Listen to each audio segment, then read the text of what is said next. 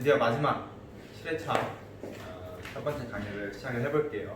오늘은 이제 강의를 어떻게 구성을 할 거냐면 실업과 인플레이션 마저 한 번 더 정리를 하고 필립스 곡선까지 본 다음에 개방 경제를 할 거예요. 그리고 최대한 빨리 끝내고 나서 시간이 허락하는 대로 총정리를 한 15분에서 20분 정도 빠르게 한번 진행을 해보려고 합니다. 우리가 이번 7회차 동안 무엇을 배웠는지, 그리고 앞으로 우리가 어떤 걸 공부해야 되는지에 대해서 다시 간략하게 마지막에 정리하는 그런 수업을 가지도록 해요. 그러면 일단은 우리가 어제 무엇을 배웠었냐면, 정리를 하자면 실업과 인플레이션에 관련해서 우리가 배웠었는데, 인플레이션의 그런 개념들에 대해서도 배웠어요. 일단은 뭐 인플레이션이 있고, 뭐 디플레이션이 있고, 디스인플레이션이 있고, 하이퍼 인플레이션이 있고, 그 다음에 스태그플레이션 이런 게 있다 했는데, 일단은 인플레이션의 정의는 시간이 지남에 따라 물가가 지속적으로 상승하는 그런 현상을 일컬어서 인플레이션이라고 얘기합니다. 인플레이션은 또 다르게 표현하자면 화폐 가치가 하락하는 그런 현상이라고 어제 말씀드렸고요. 왜냐하면은 물건 가격이 오르는, 그게 이제 물가가 올랐다라고 얘기하는 거고, 그러한 현상을 이제 지속적으로 발생했을 때 인플레이션이 존재한다라고 얘기할 수 있는데, 그렇다면은 그 1원당 구매할 수 있는 구매력 자체는 줄어들기 때문에 화폐 가치가 하락한다라고 볼 수 있었고, 디플레이션은 반대로 물가가 하락하는 현상이었어요. 그러니까 물가가 하락하는 현상을 디플레이션이라고 얘기하고, 디스인플레이션은 인플레이션의 속도가 늦어지는, 즉 10%였던 인플레이션이 5%가 되고 3%가 되고, 이러한 거를 디스인플레이션이라고 얘기했고, 반대로 디플레이션은 마이너스 5% 이렇게 앞에 음의 부호가 붙는 게 디플레이션이라고 했었습니다. 자, 그 다음에 이제 하이퍼 인플레이션 같은 경우는 이제 월 평균 물가 상승률이 50%가 넘는 그러한 경우를 일컬어서 이제 하이퍼 인플레이션이라고 그랬고, 국가의 채무가 너무 많아진 상태에서 보통 이러한 현상이 많이 발생한다고 했어요. 그러면 이제 중앙은행이 돈을 무지막지하게 뽑아내고, 특히 신권을, 고액의 신권을 계속 뽑아내다 보면 이러한 하이퍼 인플레이션이 발생합니다. 그 다음에 스태그플레이션. 스태그플레이션은 인플레이션과 스태그네이션이 동시에 있는 그런 현상을 일컬어서 스태그플레이션이라고 해요. 이렇게 해서 이제 인플레이션의 종류에 대해서 우리가 살펴봤고, 그렇게 됐고, 이제 그 밑에 이제 인플레이션의 종류에 이제 크게 두 가지가 있다고 했는데, 하나는 수요의 견인의 현상에서 벌어지는 그 인플레이션이 있다고 했고, 하나는 비용 인상의 인플레이션이 존재한다고 했어요. 어떤 개념이냐면, 수요가 이렇게 국가의 총 수요가 올라가게 되면 이런 현상으로 물가가 오를 수가 있다고 얘기했고요. 그 다음에 이런 거 이제 수요 견인 인플레이션입니다.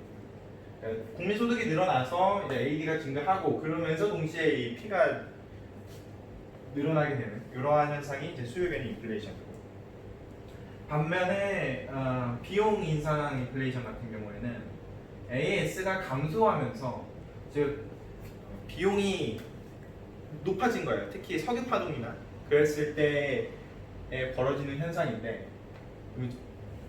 물건을 만드는 그 원자재의 가격 자체가 올라가게 되면 공급 양이 줄어들게 되죠. 그렇기 때문에 P가 올라가고, 그리고 Y가 줄어들게 되는, 이런 경우 이제 경제가 침체하면서 동시에 물가가 상승하게 되는 이런 현상을 이제 코스트 푸시 인플레이션, 비용 인상 인플레이션이라고 얘기합니다.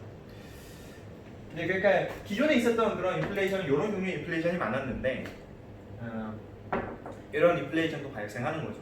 우리가 이런 건 우리가 안 했어요. 그리고 경기 변동론은 우리가 안 다루기 때문에 진행을 그걸 할 수가 없었는데, 물가가 어제 계속 수업하면서 나왔었던 그런 것 중에, 물가랑 실제 GDP, 그 경제는 항상 양의 값을 가지는 것도 아니고 항상 음의 값을 가지는 것도 아니에요.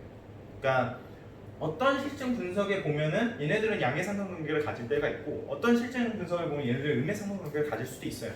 이럴 때는 음의 상관관계 가지는 거고, 이럴 때는 양의 상관관계 가지는 거니까 그거는 진짜 케바케고, 그런데 보통 이제 대다수의 책과 대다수의 그런 오랜 역사를 보아할 때 대개 양의 상관관계에 조금 더 존재하지 않냐라고 보통 이제 학자들이 보고 많은 책들에서 그렇게 서술하고 있는데, 꼭 양의 상관관계는 아니라는 걸 다시 한번 말씀드릴게요. 그러니까 무조건 규정할 수는 없어요. 이 둘의 관계는.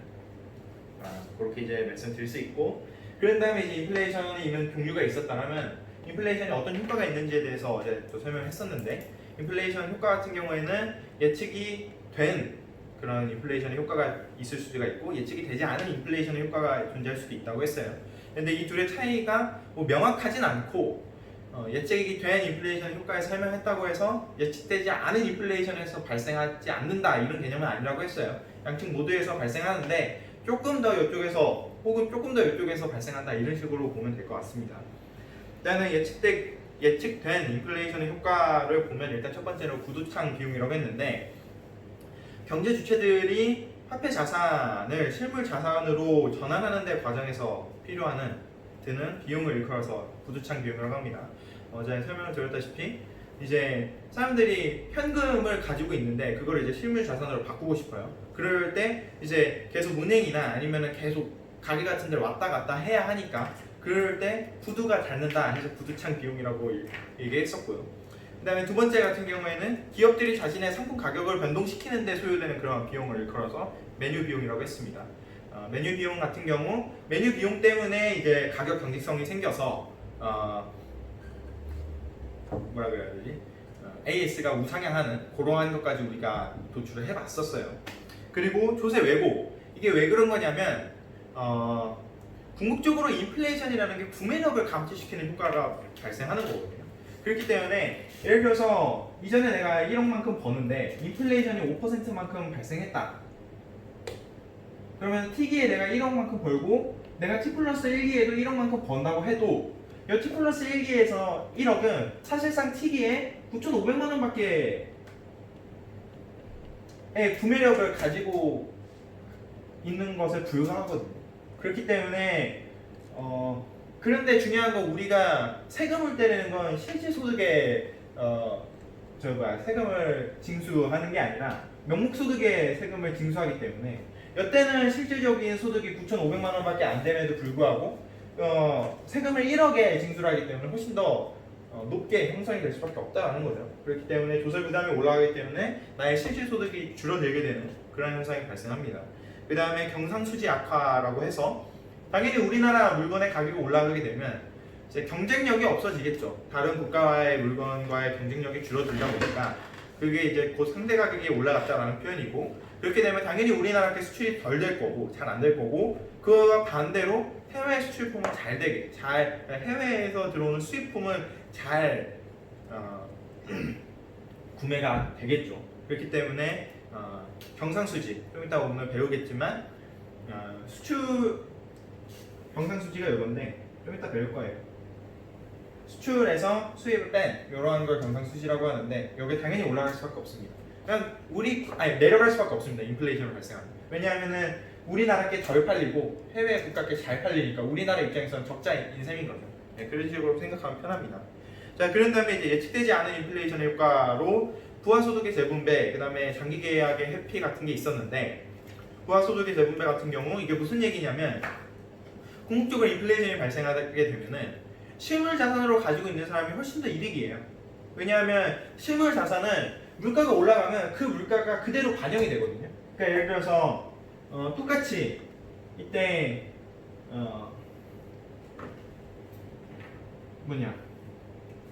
제가 만약에 화폐 자산으로 가지고 있었어요. 화폐 자산을 가지고 있었으면 똑같이 1억에서 1억인데 실질적인 구매력은 9,500만 원밖에 안 되는 건데, 그러니까 정확하게 9,500만이 아니라 9,500 몇십만 원 이렇게 될 거예요. 근데 얼추 이렇게 생각하도록 합시다. 그런데 내가 실물 자산으로 가지고 있었으면 이때 1억이었으면 이게 1억 500만이 되죠. 1억 500만이 될 거예요. 왜냐하면은 실물 자산은 물가가 오르면 그 자산의 가치에 물가가 반영되기 때문에 이때 요 1억 500만은 이 T기에서 1억의 효과를 가지고 있습니다. 구매력을 가지게 될 거고요. 예. 그렇기 때문에 실물 자산의 소유자들은 물가가 반영이 되기 때문에 자신의 자산들이 그렇기 때문에 손실이 덜 나는데, 그럼에 반면에 불구하고 화폐 자산을 보유하고 있는 사람들은 손실이 날 수밖에 없습니다. 그리고 이제 채권자, 채무자 같은 경우는 당연히 내가 돈을 빌려줘야 되는 그 금액 자체는 T기나 T 플러스 1기나 혹은 T 플러스 2기나 다 똑같이 1,000만 원을 내가 빌렸으면 1,000만 원을 갚아주면 되는 건데, 그런데 가면 갈수록 그 명목적인 그 1,000만 원의 가치는 줄어들기 때문에 채무자가 훨씬 더 유리한 거죠. 왜냐하면 내가 실질적으로 갚아야 되는 돈 자체가 이제 줄어드는 셈이니까. 그래서 채무자가 훨씬 더 유리하다라고 적혀져 있는 거고, 그리고 기업 소유자와 봉급연금 생활자보다 훨씬 더 유리하다라고 적혀져 있는데, 이게 무슨 얘기냐면 어제도 이런 얘기를 했지만 우리 연금복권 같은 거 타면 한 달에 200만 원인가 그렇게 못 받을, 50만 원인가 그렇게 받나? 그렇게 받을 텐데 정확하게 저도 잘 모르는데, 그런데 50만 원 한 달에 받아봤자 지금 50만 원도 퍽퍽하게 살기 힘든데 10년 후에 50만 원은 또 별거 얼마 안 되겠죠. 예, 그런 걸 생각해보면 연금을 받는 것보다, 연금은 금액이 결정되어 있으니까 그런 것보다는 뭔가 현물을 가지고 아니면 뭐 기업 같은 그런 총체적인 그런 걸 가지고 있어야, 현물이나 실물 같은 그런 자산들을 가지고 있어야 우리가 훨씬 더 유리한 거지, 이런 금융자산을 가지고 있거나 그런 화폐자산 같은 걸 가지고 있으면 불리하다, 그런 뜻입니다. 그 다음에 장기계약의 회피 같은 경우에는 당연히 실물자산을 선호하다 보니까 단기 대출이 줄어들 수밖에 없고, 그 다음에 금융저축이 줄어들 수밖에 없어요. 아니, 단기 대출이 늘어나고 장기 대출이 줄어들게 되고 금융저축이 줄어들 수밖에 없어요. 왜냐하면 장기적으로 물가가 계속 뛰게 되면 이 현상 자체가 장기의 그런 화폐 가치를 정확하게 규정할 수가 없기 때문에 장기적으로 돈을 빌려줄 수가 없다라는 거죠. 네, 그렇기 때문에 기업의 장기적인 투자가 위축될 수밖에 없습니다. 좋게 흘러가는 건 아니죠. 그런데 이런 효과들이 꼭 예측되지 않는다고 해서, 예측된다고 해서 벌어지지 않는다라고 보기 또 어렵고, 그러니까 일정 부분 일어날 수는 있어요, 이런 부분들이. 근데 보다 예측되지 않은 인플레이션에서 주로 발생하기 때문에 이렇게 나눠 놓은 겁니다. 자, 그리고 이제 인플레이션 조세 해가지고, 인플레이션 조세 같은 경우에는 이제 우리가 재정 정책하면서 화폐 증발 부분에서 배웠었는데, 정부가 정부 지출을 늘리기 위해서 중앙은행이 구국공채를 사가지고 통화를 공급해가지고 그걸 통해서 재원 조달을 했더라면, 그런 경우에는 민간의 가처분 소득에는 변화가 없는데, 중요한 거는 화폐 가치가 떨어지기 때문에 민간의 실질 구매력 자체가 정부에게 빼앗기는 현상. 그래서 인플레이션이 일종의 조세처럼 활동을 한다, 그런 현상을 만든다라고 해서 인플레이션 조세라고 얘기하는 거고, 지금 기본적인 논리는 다 똑같아요. 인플레이션은 구매력을 감퇴시키는 그런 효과를 얻기 때문에 궁극적으로 화폐를 많이 찍어내게 되면, 그러니까 일단은 기본적으로 이런 마인드는 되게 중요한 것 같아요. 얘의 일단은 영향을 장기적으로는 상당히 밀접한 영향을 미치는 건 팩트이기 때문에, 이렇게 영향을 미치게 되면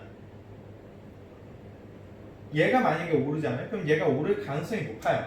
그러면 얘가 오른다는 거는 반대로 나의 구매력이 줄어들게 되는 거고, 보통 구매력은 이제 T분의 1 이런 식으로 많이 표현합니다.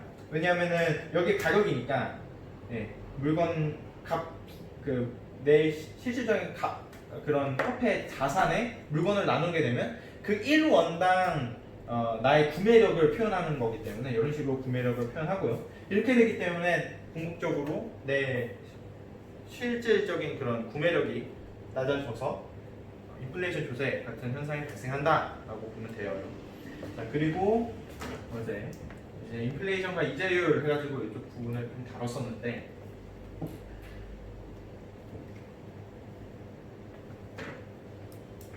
이제 우리가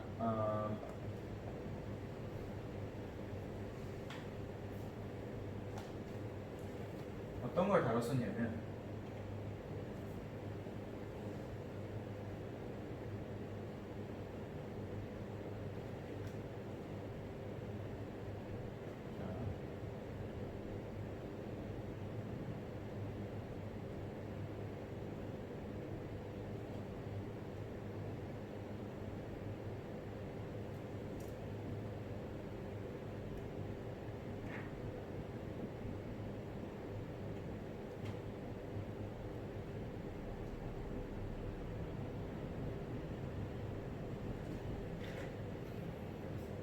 일단은 우리가 IS 평면에서 우리가 좀 살펴볼 게 있었어요. 어떤 게 있었냐면은 일단은 지금 제가 피셔 효과랑 먼델토빈 효과를 동시에 일단 설명해 보고자 하는데 일단 지금 통화량을 일단 증대시켰습니다. 통화량을 증대시키면 일단은 어떤 효과가 발생하냐면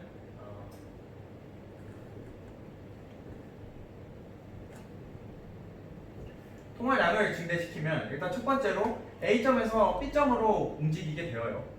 통화량 자체를 너무 잘못했시고 좀 더 크게 쓸게요. 통화량 자체를 늘리면 LM 곡선이 이제 하방으로 이동하겠죠. 그게 지금 A에서 B점으로 이동한 겁니다. 자, 일단 이런 효과가 일단 첫 번째로 발생하게 되는데 지금 LM 곡선 자체에서만 움직인 거죠. 그렇기 때문에 저거는 화폐 시장에서의 균형만 바뀐 거예요. 그렇기 때문에 IS 생산물 시장의 균형까지 동시에 균형을 찾아가야 되니까 IS LM의 균형을 찾으러 가야 되니까 그 다음에 이제 B에서 C점으로 가는 거죠. 자, 그런데 여기까지는 좋았어요. 좋았는데 우리가 어떤 효과가 발생했냐면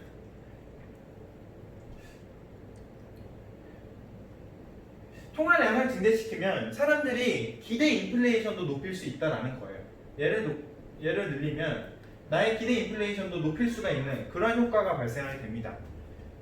우리가 여태까지 ISLM 평면을 가지고 통화 정책을 분석할 때 처음에 있었던 그 뭐지? 그러니까 나중에 양적완화 하기 전에는 요거에 대해서 고려하지 않았는데 우리가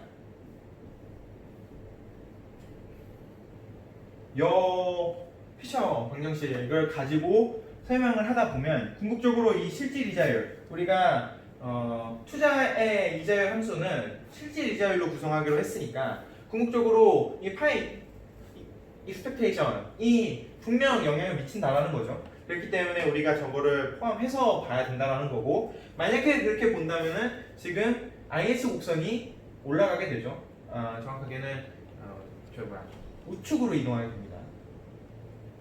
자, 이게 지금 왜 우측으로 이동하냐면 궁극적으로 내 파 익스펙테이션이 올라가면 R이 떨어지게 되죠. 그러면 이자율이 떨어지기 때문에 나의 실질 이자율이 떨어지기 때문에 투자를 증대시킬 겁니다. 얘가 떨어지면 얘가 줄어들고 그럼 얘를 늘릴 테니까 그러면 Y가 늘어나겠죠. 그렇기 때문에 궁극적으로 IS가 우측으로 더 이동하는 거고요. 그렇게 되면 얘가 지금 C점에서 D점으로 이동하겠죠. 그렇죠? 우리가 여태까지 그런 기본적으로 알고 있었던 ISLM은 여기까지인데 이제 이것과 그리고 장기에는 이게 지금 단기에 벌어지는 일이고요. 이게 지금 장기에 벌어지는 일인데 장기에는 궁극적으로 내 AS 곡선까지 도출을 하게 되면 P expectation을 P0에서 계속 올릴 테니까 P expectation을 조정하면서 결국에는 AS가 오를 거란 말이죠. 정확하게는 상방으로 이동할 거예요. AS 곡선이 위쪽으로 오르게 되게 되면 궁극적으로 P가 오르기 때문에 점이 D점에서 E점으로 이동하게 될 겁니다. 자, 여러한 효과들을 일컬어서 이제 피셔 효과라고 얘기할 거고요. 여러한 효과들을 일컬어서 이제 피셔 효과라고 할 거고.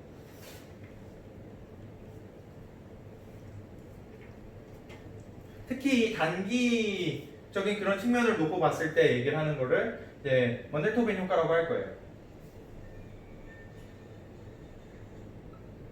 먼델토빈 효과. 자, 일단은 단기적으로 이렇게 설명할 수 있는데 먼델토빈 효과가 그럼 뭐니? 일단 피셔 효과의 정의가 뭐냐 보면은 통화량의 증가가 장기적으로 지금 명목 이자율에 상승만 미칠 뿐 실질 이자율에 영향이 없다는 거예요. 자, 이렇게 왔을 때 피셔 효과의 정확한 그 결론이 뭐냐면 그러니까 지금 이거는 피셔 효과를 도출하기 위한 과정이고 결론적인 결과는 뭐냐면 여기서 잘못 썼네. 자, 여기서 지금 얘가 오르죠. 얘가 지금 단기적으로 내려갔다가 올라갈 거예요. 올라가는데 얘가 올라가는 만큼 얘가 올라간다라는 거죠. 그렇기 때문에 얘는 장기의 고정이라는 거예요. 이게 피셔 효과의 결론입니다. 결론.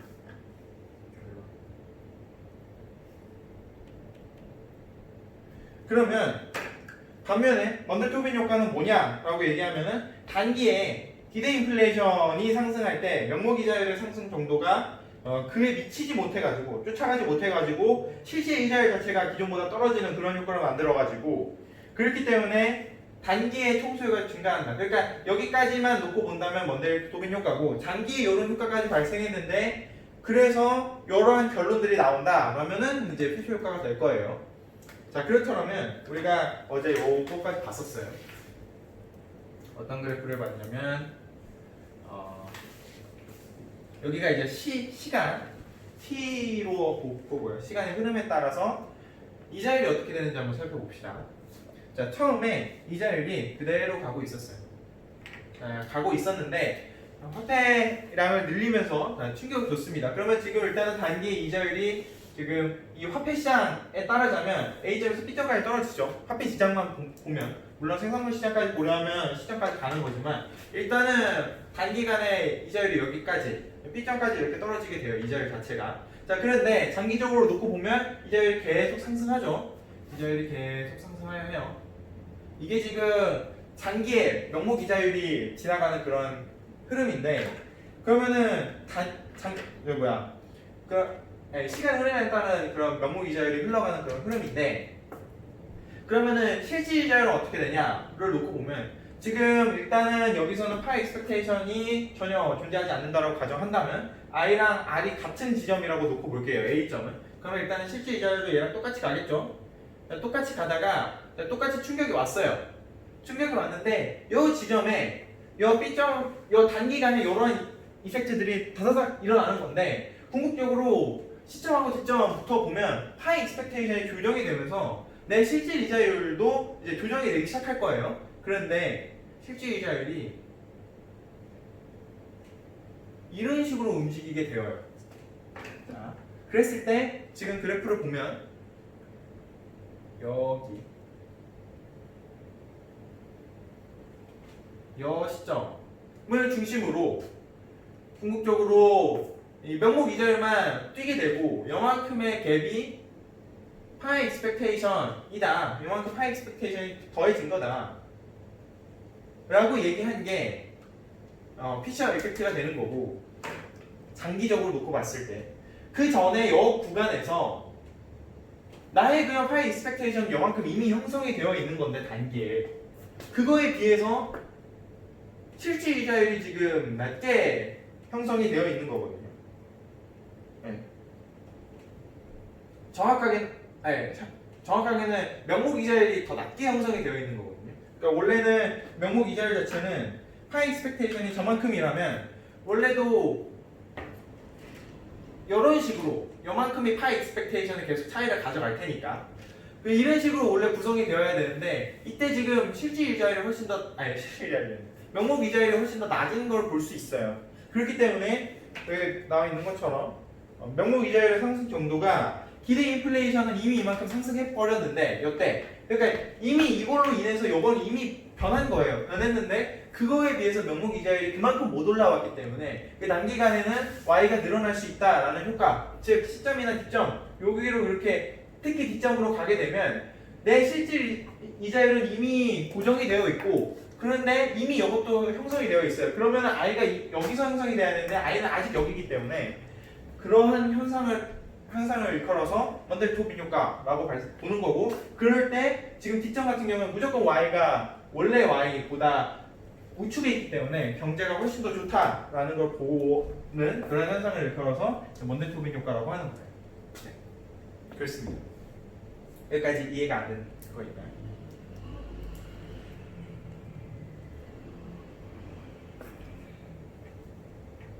깔끔하죠? 어제보다. 자, 그렇게 해서 이제 인플레이션에 관련된 건 우리가 얼추 아무리 적고요.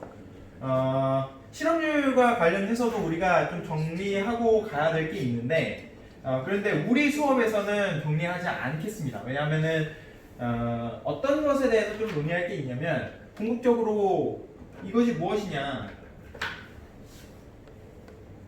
이 자연 실업률이라는 게 도대체 어떻게 결정되는 거냐에 대한 그런 논의들이 있어요. 논의가 있는데 뭐 어제 얘기했다시피 뭐 균제 상태에서 결정된다 아니면은 뭐 이제 고용률과 그런 실업률의 그런 관계에서 이렇게 발생된다 아니면은 뭐 나이로 어제 배웠던 그런 나이로라든지 여러 가지 이론들을 통해서 이제 UN을 설명하기로 했는데 그거는 그냥 안 할 것 같으니까 넘어가고 그럼 바로 이제 필립스 곡선으로 넘어가게 되면 필립스 곡선은 우리가 어떻게 발견되게 된 거냐면 필립스 곡선은 필립스라는 학자가 인플레이션과 그리고 실업률 간의 연관관계를 실증 분석을 하다가 그러니까 실제 나와 있는 데이터를 가지고 점을 좌표를 찍었는데 얼추 이렇게 우하향하는 그러한 곡선을 가지고 있더라. 이런 걸 이제 회귀 분석이라고 하죠. 회귀 분석을 때렸더니만 이런 식으로 된 거예요. 그러니까 여러한 곡선을 일컬어서 이전에는 지금은 이런 식을 안 쓰지만 이런 식으로 식을 썼던 거예요. 처음에는 그냥 우하향하니까 뭐가 됐든 간에 이런 식으로 일단 식을 써오다가 이제는 이런 식으로 식을 쓸 수가 없죠. 왜냐하면 우리가 합리적 기대라는 걸 사용하기로 했었으니까. 그러면 필립스 곡선은 어떻게 노출하냐면 필립스 곡선은 AS 곡선과 오쿤의 법칙을 합쳐야 우리가 노출을 할 수가 있어요. AS 곡선 같은 경우는 우리가 어떻게 표현했었냐면 y는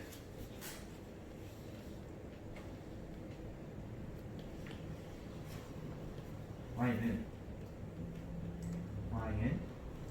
플러스 알파 이렇게 규정을 했었죠. 마이너스가 마이너스 이런 식으로 규정하기로 했었죠. 자, 이게 지금 무엇을 의미하는 거냐면 원래 기존에 생산되는 자연적인 완전 고용 상태의 생산량이 있는데 그거는 실업률과 자연 실업률의 차로 인해서 조금 조정을 시킬 수 있는데 정확하게 잘 보면 자연 실업률보다 실업률이 더 높아요. 그러면 완전 고용 생산량보다는 훨씬 더 적게 생산하겠죠. 여러한 식을 우리가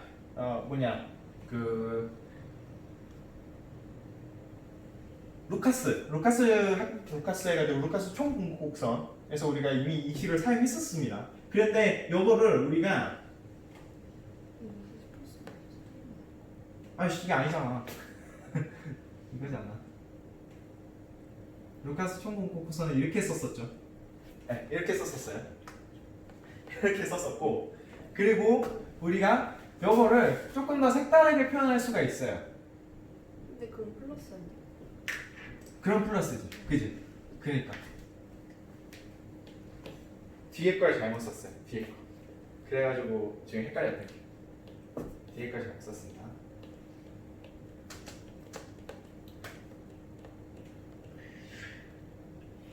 자, 궁극적으로 얘가 물가고 얘가 인플레이션이기 때문에 물론 물가랑 인플레이션 좀 달라요. 물가가 예를 들어서 100이었고 그 다음 105였고 그 다음 110이었고 그 다음 뭐 116이라고 대충 칩시다. 그럼 계속 물가가 5% 정도씩 계속 상승을 하는 건데 이러한 경우 이제 파이가 계속 5%거든요. 이거는 지금 물가 인플레이션이 지속적으로 발생을 하는 건데 인플레이션 자체가 올라가는 건 아니에요. 인플레이션율은 계속 5%로 지속적인 건데 이게 아니라 예를 들어서 105였는데 115, 뭐 130 이런 식으로 더더더 뛰게 되면 이때는 이제 인플레이션도 올라가는 거죠. 근데 여하간 뭐 요 파이나 P나 일단 가는 방향 자체는 비슷하니까 이런 식으로 우리가 좀 논의를 할 수 있습니다. 그러니까 P가 올라간다고 물가가 계속 올라간다고 인플레이션이 계속 올라가는 건 아니에요. 인플레이션율 자체는 계속 떨어질 수도 있어요. 이런 것도 그래서 얘가 107이고 얘가 108이면 인플레이션율 자체는 계속 떨어지고 있는 거거든요. 정확하게. 그러니까 그런데 이런 식으로 우리가 볼 수 있다는 거죠. 그러니까 총분곡곡선 같은 경우에는 P와 파이, 그러니까 정확하게는 P와 Y의 관계를 놓고 보는 건데 오쿤의 법칙은 어떤 법칙을 의미하냐면 정확하게 이 식인데 여기는 알파들은 다 개수가 달라요. 그런데 여기서는 이제 U와 요거죠. 네.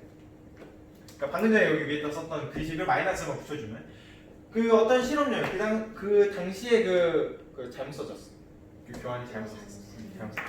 그 u가 있고 마이너스 un이 있는데 즉 그 실험률 자체가 훨씬 더 높고 자연 실험률보다 실험률이 더 높으면 그 원래 완전 고용 생산량보다는 당연히 낮겠죠. 생산량이. 그러한 식을 일컬어서 즉 오클이라는 학자가 y랑 u의 상관관계를 놓고서 우리가 살펴본 거예요. 자, 이런 두 개의 관계를 놓고서 우리가 필립스 곡선, 필립스 커브 해서 PC라고 보통 많이들 경작자들 사용을 하는데, 그래서 필립스 곡선은 어떤 식으로 볼 거냐면 u와 그 다음에 파이의 관계를 보고 싶은 거예요. 지금 궁극적으로 근데 파이랑 y는 플러스의 관계 있고 y랑 u는 마이너스의 관계 있잖아요. 지금 여러 식을 보면 물가가 높으면 y가 높고 실험률이 높으면 y가 낮아지니까, 그러니까 궁극적으로 얘랑 얘도 마이너스의 관계 있을 것이다 라고 보는 거죠.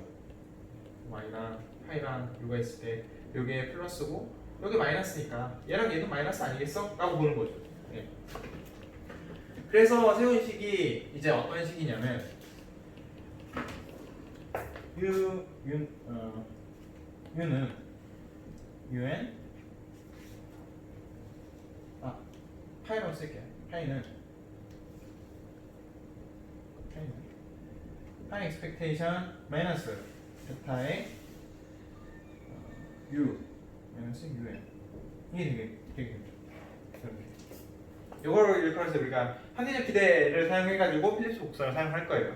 자, 이렇게 그래프를 이제 그리면 합리적 기대를 사용하면 장기에는 당연히 파이 익스펙테이션이 다 파이가 될 테니까 그때는 u랑 un도 당연히 다 동일시가 되는 거예요. 장기에는. 그렇기 때문에 장기의 필립스 곡선은 이렇게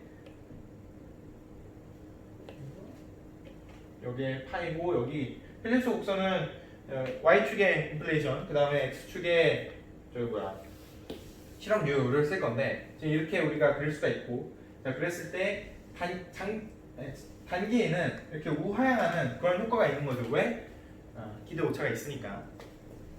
이런 식으로 우리가 그림을 그려볼 겁니다. 궁극적으로 P가 늘어나면 왜 이런 모양을 하냐면 P가 늘어나면 우리가 노동 시장에서 얘가 P 곱하기 NPL이었잖아요. 그런데 이렇게 P가 올라가면 단기에는 노동 수요를 늘릴 테니까 그렇게 되면 당연히 생산량이 늘어나겠죠. 즉 무슨 얘기냐면 생산량이 늘어났다는 고용량이 늘어났다라는 거고 그 말은 반면 실업률은 줄어들었다는 거겠죠. 똑같은 의미니까 얘랑 얘는.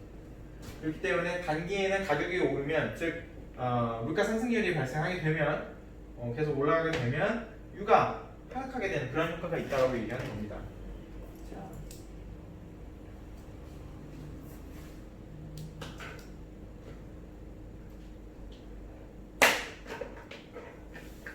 이렇게 해서 일단 필립스 곡선을 간단하게 도출을 했고, 그러고 나서 필립스 곡선을 우리가 여러 가지 논의를 좀 할 수가 있는데, 일단은 첫 번째는 통화론자들이 필립스 곡선을 어떻게 얘기하는지 한번 봅시다. 통화론자들 같은 경우에는 필립스 곡선을 여기 본 것처럼 이런 식으로 있다고 보통 생각을 하죠. 이런 식으로.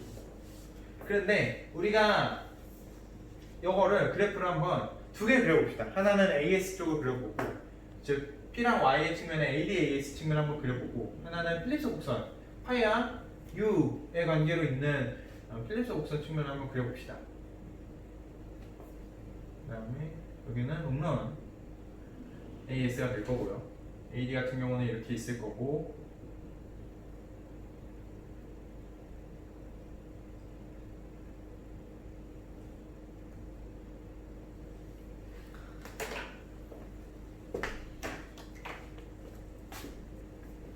자, 이런 식으로 있을 때 어떤 식으로 우리가 그릴 수 있냐면, 얘가 만약에 늘어나게 되면 얘가 물가 조정을 하면서 이렇게 움직이겠죠. 그렇죠? 그랬을 때 이때의 P를 P0라고 하면, 그리고 이때의 P를 P1이라고 하면 P expectation이 P0인 거고, 이때는 P expectation이 P1인 거죠. 네. 그랬을 때 우리가 AD가 만약에 충격이 왔어요. 특히 통화 공급이 늘어나서 AD가 늘어났다 칩시다. 통화 정책을 통해서. 그러면은 지금 이렇게 오늘 잘안 나오지?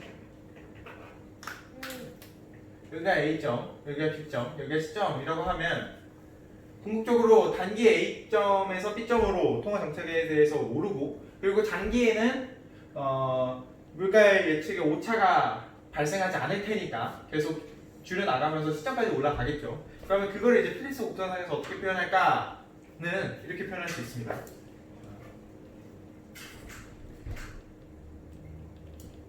자, 일단은 여기에 A점이 있고 여기 이제 물가가 오른 거예요. 단기에 물가가 파이 제로에서 파이 1까지 물가 수준이 올라간 거예요. 인플레이션이 발생한 건데 그랬을 때 시점으로 장기에는 나의 파이 익스펙테이션을 조정하면서 파이 익스펙테이션이 파이 1까지 올라간 거죠. 그리고 다시 U는 실업률이 줄어들었다가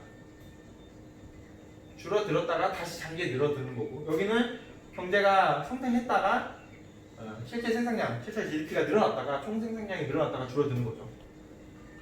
즉 정리를 하자면 자, 통화 정책을 했어요. 통화 정책을 해가지고 A에서 자 AD가 올라갔다 칩시다. 자 그래서 이제 경제가 성장을 했는데 경제가 성장하고 나서 이 AS가 장기에는 P를 조정하면서 P1까지 올릴 거고 얘도 마찬가지라는 거예요. 필립스 곡선도 단기에는 이렇게 실업률이 줄어들면서 물가가 높아질 수가 있지만 높아졌다면 궁극적으로 조정한다는 거죠.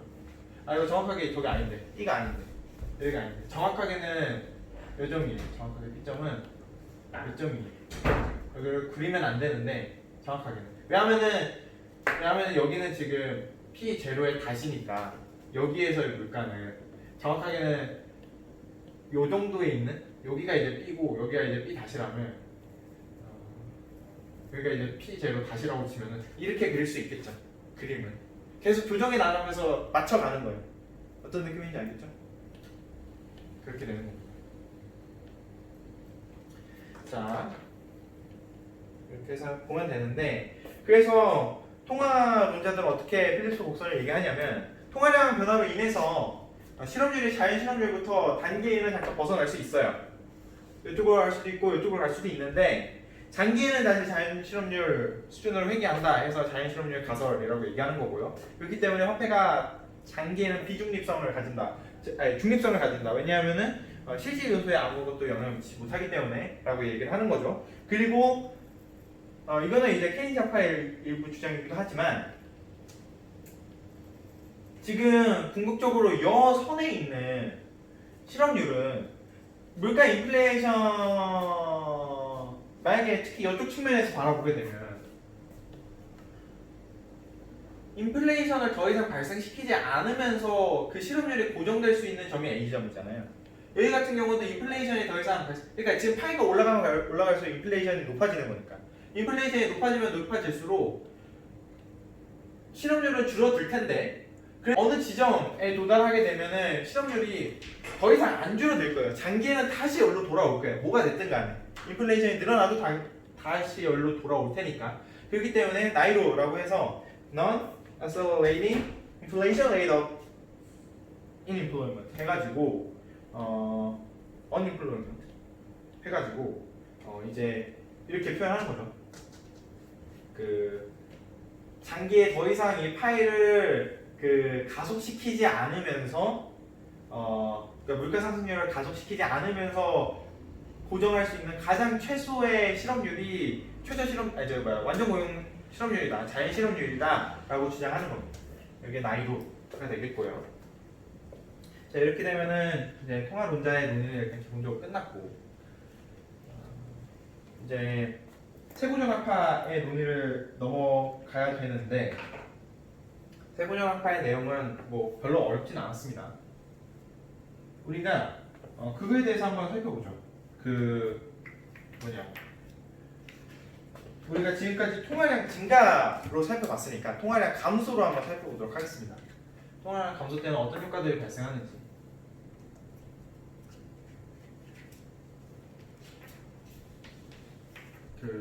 여기가 6고 여기가 여기 PC가 있으면 SPC가 이렇게 있고 통화량 감소를 하면 당연히 SPC가 밑으로 내려가겠죠. 여기가 파이 expectation이 파이 제로고 여기가 파이 expectation이 파이 1이라고 합시다.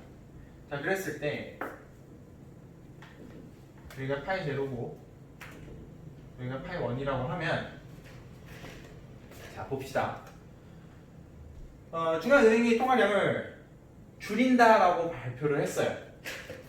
줄인다라고 발표를 했어요. 자, 그러면 어떤 결과가 발생하게 되냐면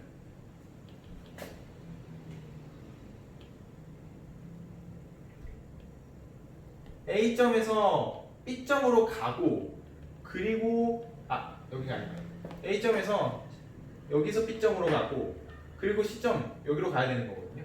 여기 아니라 자, 원래는 자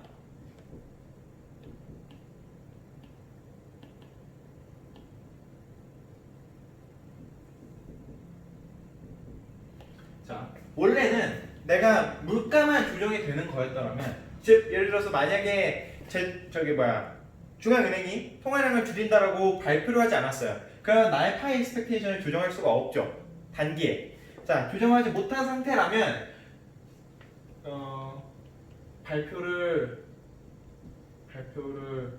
그러니까 공표를 한 상황과 못한 상황. 자, 이게 흔히 얘기해서 예측이 가능한 상황인 거고 아래쪽이 예측이 불가능한 상황인 거죠. 자, 만약에 발표를 하지 않았어요. 근데 통화량을 줄였어요. 그렇게 되면 궁극적으로 단기에는 A점에서 B점으로 움직일 거예요. 왜? 단기에 파이 익스펙테이션을 조정할 수 없었으니까. 그쵸? 단기에 파이 익스펙테이션을 조정할 수 없었으니까. 그래서 A점으로 B점으로 움직일 건데 그리고 나서 장기에 B점에서 C점으로 움직이겠죠. 원래 기본적인 내용은. 자, 그런데 만약에 새 고전학파의 이론이에요. 새 고전학파. 새 고전학파의 이론에 따라 합리적 기대를 발표를 했어요. 그럼 합리적 기대에 따라서 내 파이 익스펙테이션을 바로 조정할 수 있고 그렇게 되면은 A점에서 B점으로 갈 것도 없이 그냥 단기 A점에서 C점으로 가고 끝난다는 거죠. 계속 C점에서 있고. 자, 이게 무엇을 의미하는 거냐면 지금 경제를 안정화시키고 싶어요. 경제가 너무 성장하는 속도가 빨라가지고 물가를 좀 안정화시키고 싶었어요. 안정화하고 싶었는데 자, 그랬을 때 통화량을 줄인다라고 발표를 하면 원래는 통화량을 줄이기만 하면 발표를 하지 않고 줄이기만 하면 A점에서 B점으로 가가지고 실업률이 UN에서 U-로 상승했다가 나중에 다시 UN으로 감퇴되는 그런 효과들이 발생하는 건데 그런데 지금 만약에 발표를 하면 사람들이 합리적 기대로 다 조정을 할 테니까 그러면은 A점에서 C점으로 바로 갈 수 있는 거 아니야? 라고 새 고전학파가 주장을 할 수 있는 거고 이런 걸 가지고 무비용 반인플레이션이라고 하는 거예요. 무슨 얘기냐면 원래는 물가를 안정화시키고 싶으면 실업률이 늘어나야 되는 거였어요.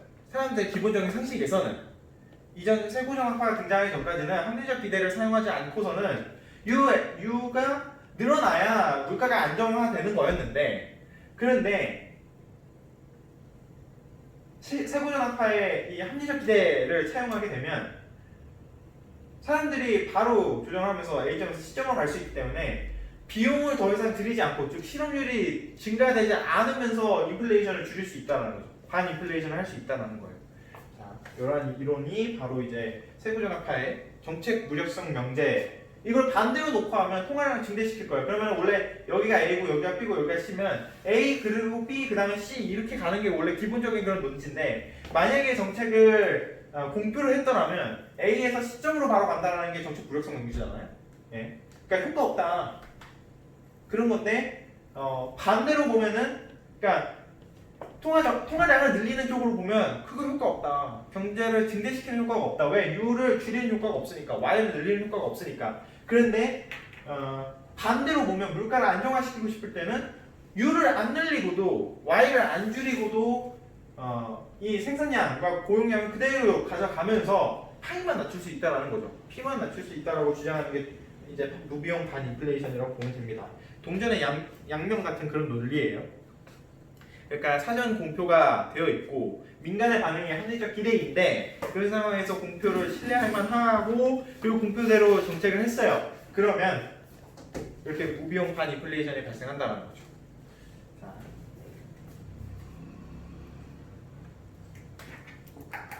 그리고 이제 추가적으로 했던 얘기가 최적 정책의 비일관성 논쟁이었는데 이게 조금 어려웠어요. 이거는 사실 거의 안 다룰 가능성이 높습니다. 단순한 거시경제학에서는 이게 되게 어려운 논리고 되게 심도 있게 들어가야 되기 때문에. 근데 이제 간단하게 얘기를 하자면 특정 시점에서 최적 정책이라고 판단해서 그렇게 시행한 정책을 그러니까 시행하겠다라고 공표를 했어요. 공표를 한 다음에 이제 실제 정책을 시행을 할 때 가서 보니까 그때에는 또 다른 최적 정책이 존재하는 거죠. 그렇게 되면 그때 만약에 그 당시에 최적 정책으로 가게 된다면 장기에 효과가 있을까 없을까를 보는 게 여기서는 당연히 이제 비일관적으로 최적 정책을 찾아 나가게 되면 그건 효과가 없다라고 세부전환판을 주장할 거고요. 이게 어떤 논리냐면 우리가 정책에서 마지막 파트에서 재량과 준칙에 대해서 우리가 살펴봤었는데 궁극적으로 재량적으로 엘리트주의를 통해서 이런 정책 입안자들은 상당히 고능력자들이다라고 판단이 들면 그럴 때는 이제 정책을 너희 마음대로 해 정확하게 파인 튜닝이 가능해 미세하게 조정할 수가 있어 그런 사람들 똑똑하니까 그런 식으로 이제 케인스 학파들이 주장을 했는데 그와 반대로 통화주의나 세부조단파 같은 경우에는 그렇게 주장하는 게 아니라 경제가 어떻게 그걸 파인 튜닝해 그리고 니네들 그거 다 최적 정책을 찾아 나가려고 하다 보면 어차피 계속 실패할 건데? 라고 주장하는 그 이론이 그걸로 이제 반박하는 그 기본적인 핵심 논지가 최적 정책의 비일관성 논쟁인 거예요. 이거를 설명을 아주 간단하게 하면 이거는 필기를 굳이 안 해도 됩니다. 자.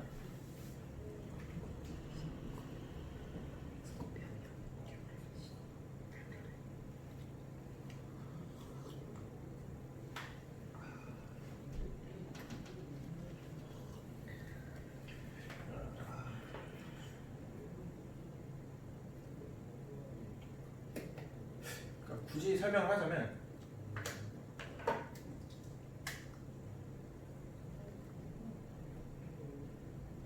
검은색이 잘 안 나온다. 이거 마지막 강의여서 그런가 잘 안 나온다. 애가 얘네들이 희미하게 나온다. 자, 그러면 얘로 안 그리고 파란색으로 한번 그려볼게. 잠시만요. 자.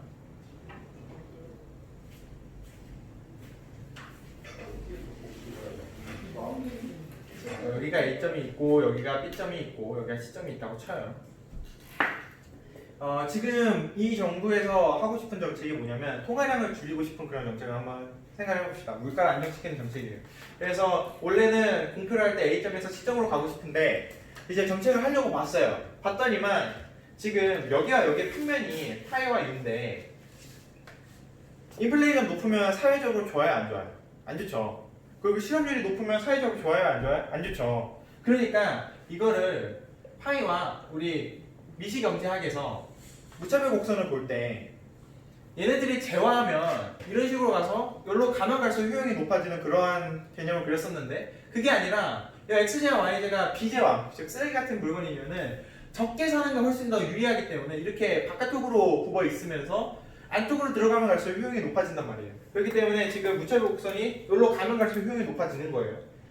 그러면 지금 요 제일 안에 있는 무차별 곡선이 지금 제일 효용이 높은 건데 그냥 얘랑 적으니까 그런데 그러니까 지금 보니까 시행하려고 보니까 B점보다 C점이 훨씬 더 비효율적이잖아. 지금 B점이 훨씬 더 좋은데 사회적인 그런 현상을 봤을 때 그러니까 이제 사람들이 어떻게 그러니까 이제 정책 그 입안자들이 놓고 보면 자 이건 지금 이제 물가를 낮출 거예요. 그러면은 여기 이제 파이 expectation이 파이 제로라고 치고 파이 제로라고 치고 요거 파이 expectation을 파이 1이라고 쳐요. 여기를 파이 1 그리고 여기를 파이 제로라고 쳐요. 자, 그러면 어떠한 현상들을 발생할 수 있냐면 지금 정책은 이미 발표를 했죠. 뭐라고?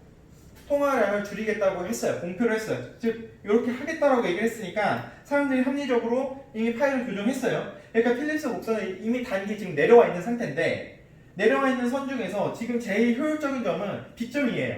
그쵸? C점이 아니라. 그럼 지금 이 상황에서 B점으로 가게 되면 어떠한 정책을 펼쳐야 되냐면 통화량을 줄이면 안 돼요. 왜냐면 파이가 기존이랑 동일한 선상이 있어야 되니까. 그러니까 기존에 원래 발표는 통화량을 줄이겠다라고 발표를 했는데 그것보다 통화량을 안 줄인 곳이 실업률이 줄어드는 게 훨씬 더 효용이 크다라고 판단이 들어서 그래서 만약에 이 B점으로 고수를 하게 되면 사람들이 장기에 뭐야 물가가 안 줄어들었네? 그렇게 생각을 한다는 거죠. 그 말은 다시 필립스 곡선이 올라온다라는 거예요.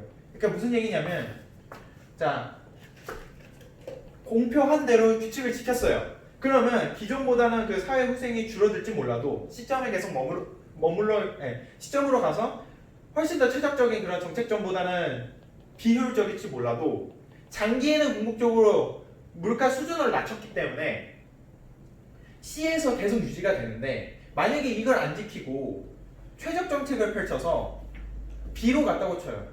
그러니까 C 같은 경우에는 최적 정책이 아니라 공표한 대로. 그럼 얘는 장기 계속 C가 있는 건데 자 B로 갔어요. 그럼 사람들이 어떻게 생각하냐면 뭐야 물가 안 줄어들었잖아. 그러면은 다시 파이 익스펙테이션을 파이 1에서 파이 제로로 올리겠죠. 그렇기 때문에 필립스 곡선 자체가 다시 올라가면서 장기에 다시 A점으로 회귀해요. 다시. 그러면 지금 장기로 놓고 봤을 때는 A점이 좋아요? C점이 좋아요? 당연히 C점이 더 좋죠. 왜냐하면 물가가 더 안정되어 있는 상태니까. 네. 그렇기 때문에 너희들 최적 정책 찾으러 가지 마. 단기에 그거 다 부질없는 짓이야 라고 주장하는 게 이런 논리인 거고 그리고 솔직히 어떻게 우리가 또 살펴볼 수 있냐면 계속 최적 정책을 따라다녀서 공표한 대로 안 하면 믿겠어 국민들이? 안 믿지. 양치기 선생들이 하는 짓을 어떻게 믿어 그거를. 그런 식으로 주장을 할 수밖에 없으니까. 네. 그걸 이제 비일관성 문제라고 보면 돼요. 안 어렵죠? 자, 이게 이제 새 고전학파의 논리인데 합리적 기대를 차용하면서 새 케인즈 학파는 이렇게 주장을 하지 않았죠. 새 케인즈 학파 같은 경우에는 이런 식으로 주장하지 않았습니다. 어떻게 주장을 했냐면 그러니까 이런 상황에서도 U가 늘어날 수 있다라고 주장하는 건데 새 케인즈 학파가 U가 여기서 늘어난다라는 주장을 할 때 가장 펼치는 이론이 이력 현상이었어요. 이력 현상이 무엇을 의미하는 거냐면 한 번의 총소유 충격이 경제에 지속적인 효과를 남겨서 자연 실업률 자체가 변할 수 있다는 주장을 일컬어서 이력 현상이라고 얘기합니다. 이력 현상에는 여러 가지 그 세부 이론들이 있어요. 일단은 첫 번째는 낙인 효과 이론, 그다음에 두 번째는 실망 실업자 이론, 세 번째는 내부자 외부자 이론이 있는데 낙인 효과 이론 같은 경우에는 한 번의 불황이 생겼어요. 그러면 거기서 누군가 실업을 당할 텐데 거기서 생긴 실업자들은 잘 생각을 해보면 기존에 고용했던 그 고용자 풀에서 요만큼 실업자가 생겼어요. 그러면 요만큼 기업에서 어떤 기준으로 실업을 했겠어요? 내가 고용하고 있는 사람들 중에서 제일 생산력이 안 좋은 사람 위주로 실업을 했겠죠. 그건 당연하니까. 그러면 나중에 경제가 좋아져서 다시 고용을 하려고 보면 이미 그 실업자들은 생산성이 안 좋은 사람들이라는 거죠. 그렇죠? 생산성이 좋은 사람들은 본인들이 경제가 안 좋아도 보유하고 있을 거 아니에요. 그렇죠? 안 좋은 사람들이 실업을 당했을 거고 그렇기 때문에 한 번의 불행으로 해고됐다면 해고된 사람들의 생산성 또는 노동에 대한 태도 자체가 영구적 신호로 나태하다라는 걸 증명하기 때문에 혹은 비생산적이라는 걸 증명하는 거기 때문에 재고용되기가 어렵다라는 게 낙인 효과 이론이고 두 번째는 실망 실업자 이론. 실업 기간이 길어지면 그런 근로 태도의 자체에서 근로 의사 자체를 상실할 수 있기 때문에 실망 실업자가 증가할 수밖에 없다라는 그런 주장도 있었고요. 그리고 내부자 외부자 이론 같은 경우는 해고된 근로자는 더 이상 기업과의 고용이나 임금 협상에서 협상할 수가 없죠. 예. 그렇기 때문에 그 기업과 이 남아있는 고용자들 간의 관계에서는 요 사람들만 임금 협상을 할 수 있지 요 사람들이 임금 협상을 전혀 할 수 없거든요. 그리고 이미 이 사람들은 알아요. 요 사람들이 조금 더 효율적으로 생산을 한다는 거예요. 그렇기 때문에 기존에 있었던 그런 임금보다 조금 더 높게 가져가면서도 시장에 있는 균형의 임금보다 조금 더 높게 형성하면서도 이런 걸 일종의 효율성 임금이라고도 하는데 가져가면서도 얘네들을 보유하려고 하는 거죠. 예. 그런 게 이제 높은 실질 임금을 수용할 수밖에 없다라는 거고 그렇기 때문에 외부자는 재고용 되기 어렵다. 되기 어렵다. 도기가 아니라 되기 어렵다. 역선택, 이직 비용 등의 추가 비용 등이 존재하니까 이런 사람들을 그러니까 이미 실업된 사람들을 고용하려면 그렇기 때문에 고용주는 내부 지금 계속 남아있는 고용 인원들을 상대로 고용을 하는 걸 선호한다라는 거죠. 자, 그랬을 때 세케인지 학파는 어떻게 보는 거냐면 요 그래프에서 여기 이제 D점을 찍고 요 필립스 곡선은 SPC는 파이 expectation은 파이 1인데 즉 물가가 한번 조정이 됐으면 파이 expectation이 조정되는 건 팩트예요. 팩트인데 UN이 자체가 바뀌어 라고 주장을 하는 거고 왜냐하면 이런 이력 현상들 내부자 이론이나 혹은 내부자 외부자 이론이나 아니면 뭐 실망실업자 이론이나 이런 이력 현상들 때문에 한번 총수요의 충격들이 발생해서 경제가 침체가 된다라면 UN이 아예 바뀐다라는 거죠. UN 자체가 그렇기 때문에 장기의 필립스 곡선이 이렇게 그려져 라고 얘기하는 게 세케인지 학파의 이론인 겁니다. 얘 자체가 바뀌어지니까 달라질 수밖에 없어. 그래서 장기의 필립스 곡선은 그래도 우하향해 라고 얘기하는 게 세케인지 학파라고 보면 되어요. 그렇습니다. 세케인지 학파까지 했고요. 이렇게 해서 이제 필립스 곡선까지 마무리 졌습니다. 경제에서 이제 제일 어려운 논제들은 거의 다 끝났어요. 우리가 이제 단순하게 학부 수준에서 배우는 그런 내용들, 학부 거시 1, 거시 2에서 배우는 것 중에서 제일 어려운 논제들은 끝났고 이렇게 해서 7회차 첫 번째 강의는 여기서 마무리 짓고 다음 시간에 이제 개방경제 이어서 해보도록 하겠습니다.